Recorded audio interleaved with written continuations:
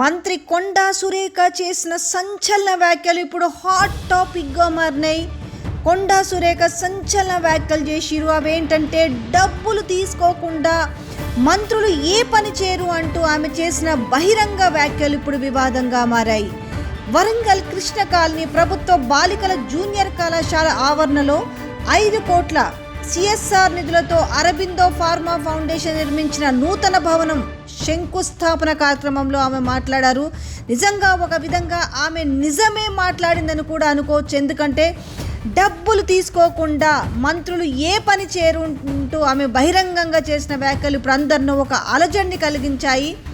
నా దగ్గరకు కొన్ని కంపెనీ ఫైల్స్ వస్తుంటాయి. కంపెనీలవి మామూలుగా మంత్రులు డబ్బులు తీసుకొని ఫైల్స్ క్లియర్ చేస్తుంటారు, కానీ నేను అలా చేయను.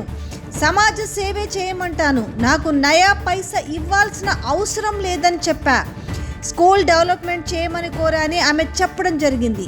అయితే మంత్రి కొండా సురేఖ చేసిన వ్యాఖ్యలు ఇప్పుడు తెలంగాణ రాష్ట్ర రాజకీయాల్లో తీవ్ర చర్చకు దారితీశాయి. అయితే మరొక రకంగా ఫస్ట్ ఈ కమిషన్ల కహానీ గురించి మాట్లాడుకుంటే ఇది గత కొంతకాలం నుంచి మంత్రులకు 20% కమిషన్ 30% కమిషన్ అని మాట్లాడుతున్న నేపథ్యం చూస్తున్నాము. ఇప్పుడు ఇందులో 100కు 100% వాస్తవం ఉందనేసి కొండా సురేఖ మాట్లాడిన మాటల్లో తెలుస్తుంది. అంతేకాకుండా చరిత్రలో ఎప్పుడూ లేని విధంగా ఎవరికైతే కాంట్రాక్టర్లకు బిల్లులు రావాలో ఆ బిల్లులు క్లియర్ చేసే విషయంలో 20% నుంచి 30% కమిషన్లు ఇవ్వమంటున్నారనేసి ఏకంగా డిప్యూటీ సీఎం ఆర్థిక శాఖ మంత్రి ఛాంబర్ ముందే నిరసన వ్యక్తం చేయడం విషయం కూడా మనం చూసినాము.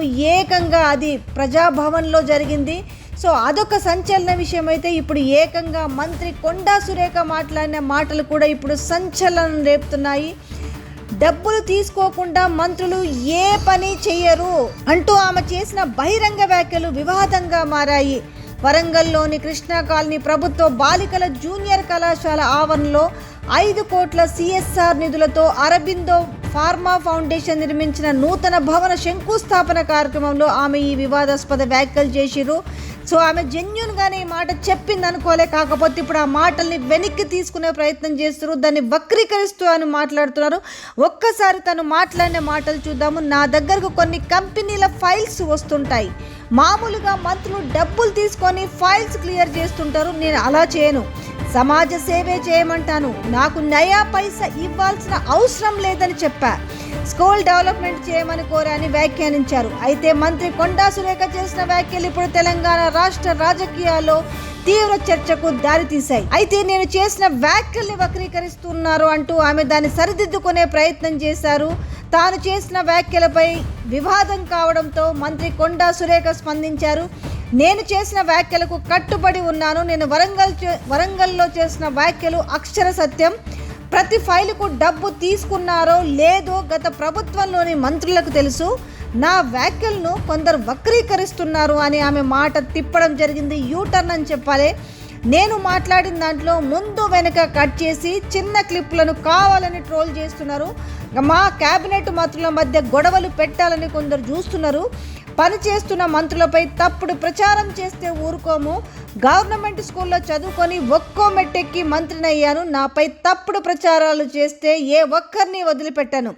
గత ప్రభుత్వ పాలనపై బీఆర్ఎస్ నేతలు చర్చకు సిద్ధమా? ఎక్కడికి వస్తారో రండి అంటూ ఆమె సవాలు విసరడం జరిగింది. అయితే జరిగిన డ్యామేజ్ని కంట్రోల్ చేసుకోవడానికి మాత్రమే తను యూటర్న్ తీసుకున్న విధంగా అనిపిస్తుంది.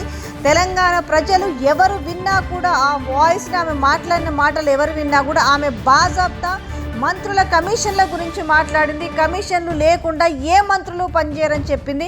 ఇక్కడ గత ప్రభుత్వం గురించి కాదు చర్చ. ఈమె ఇప్పుడు ప్రభుత్వంలో ఉంది కాబట్టి ఇప్పుడు మాట్లాడింది. నేను చాలా జెన్యూన్గా సమాజ సేవ చేస్తా, నేను ఎవరి దగ్గర పైసలు తీసుకోను అని మాట మార్చిన వైనం కూడా చూస్తున్నాము. మిగతా మంత్రులు తీసుకుంటారు, నేను పైసలు తీసుకోను అని ఆమె చెప్పింది. కానీ ఇది సీరియస్గా అయ్యేసరికి రాజకీయ వర్గాల్లో పెను దుమారం రేగుతున్న నేపథ్యంలో ఇప్పుడు ఆమె యూటర్న్ తీసుకున్న విధానం కనిపిస్తుంది. ఏది అయినప్పటికీ కాంగ్రెస్ పార్టీ ప్రభుత్వంలోకి వచ్చినప్పటి నుంచి కమిషన్ల దందా, కమిషన్ల కహానీ అనేది బహాటంగానే నడుస్తుంది. అదొకటే కాదు, ఇంకా రియల్టర్ బిల్డర్లు కూడా వాపోతున్నారు. ఆర్ ట్యాక్స్ పేరిట కూడా నిలువు దోపిడీ చేస్తున్నారు. స్క్వేర్ ఫీట్కి 200 నుంచి 150, 100 ఇట్లా కేటగిరీ వైజ్గా విభజించి డబ్బులు వసూలు చేస్తున్నారని బాహటంగానే మాట్లాడుతున్నారు. మరోవైపు బహిరంగంగానే ప్రజాభవన్కి వచ్చి చరిత్రలో ఎన్నడూ లేని విధంగా బిల్డర్లు వచ్చేసి ఇటు కాంట్రాక్టర్స్ వచ్చేసి కమిషన్ లేనిదే ఏ పని జరగట్లేదు, మా బిల్లులు క్లియర్ కావాలంటే 20 నుంచి 30% కమిషన్లు అడుగుతున్నారనే విషయాన్ని కూడా తెలంగాణ రాష్ట్ర ప్రజలందరూ చూసిందే. అయితే ఇప్పటికీ బహిరంగంగా ఇంకాస్త ఏకంగా మంత్రి నోట్లో నుంచే కమిషన్ల గురించి మాటలు రావడం అనేది ఇప్పుడు రాజకీయ వర్గాల్లో హాట్ టాపిక్గా మారింది.